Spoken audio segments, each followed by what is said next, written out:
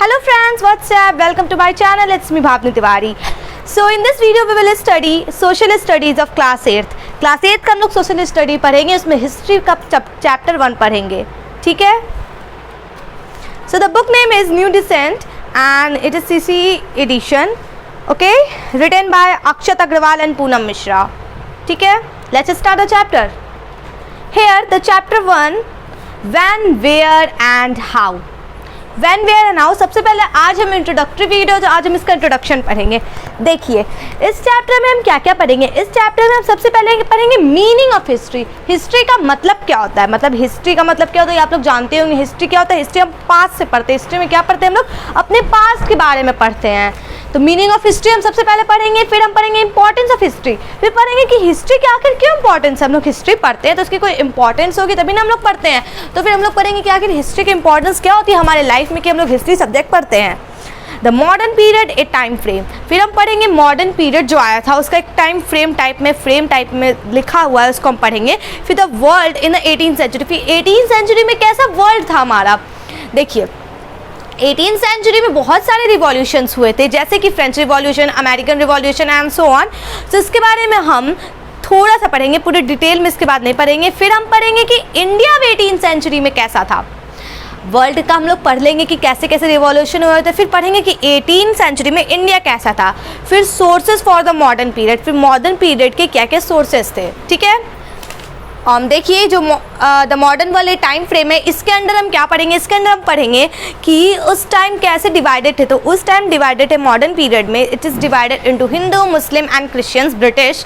इन 3 parts में divided थे लोग. फिर the world in 18th century. 18th century में कैसा वर्ल्ड था. तो 18th सेंचुरी में यूरोप साइड बहुत सारे रिवॉल्यूशंस हुए थे, तो उसके बारे में पढ़ेंगे. और फिर हम लोग पढ़ेंगे कि उन रिवॉल्यूशंस का इंडिया पे क्या इम्पैक्ट पड़ा था, ठीक है. तो उस टाइम इंडस्ट्रियल रिवॉल्यूशन हुए थे, अमेरिकन रिवॉल्यूशन हुए थे और फ्रेंच रिवॉल्यूशन हुए थे. फ्रेंच रिवॉल्यूशन यूरोप में बहुत ही इंपॉर्टेंस, मतलब यूरोप की हिस्ट्री में बहुत ही इंपॉर्टेंट जगह लेता है. क्लास 9 में हम लोग फ्रेंच रिवॉल्यूशन को डीप में पढ़ेंगे. और फिर आप देखिए India in 18th century. 18th century में इंडिया कैसा था. तो 18th सेंचुरी में औरंगजेब जो था वो एम्परर था इंडिया का. और पढ़ेंगे हम लोग कैसे धीरे धीरे जो मुगल पावर थी वो कमज़ोर होती गई. फिर ब्रिटिश ने आकर के कैसे इंडिया को ऑक्यूपाई कर लिया, ओके.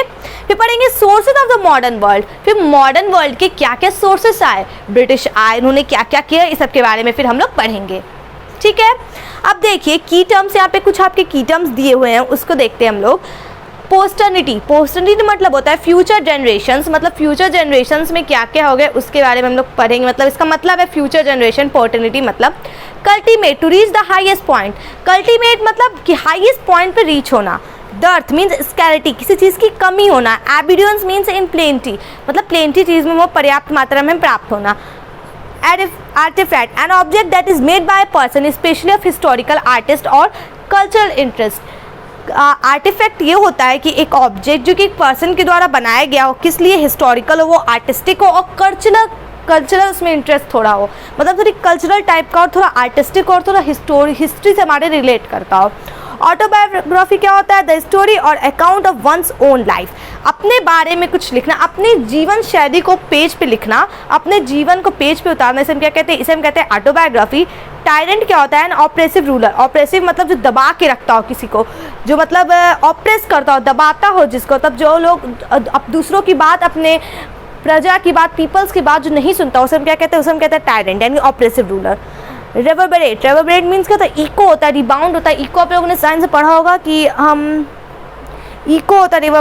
रिवर्बरेशन मतलब कोई हम लोग बोलते हैं तो थोड़ी देर तक सुनाई देता है.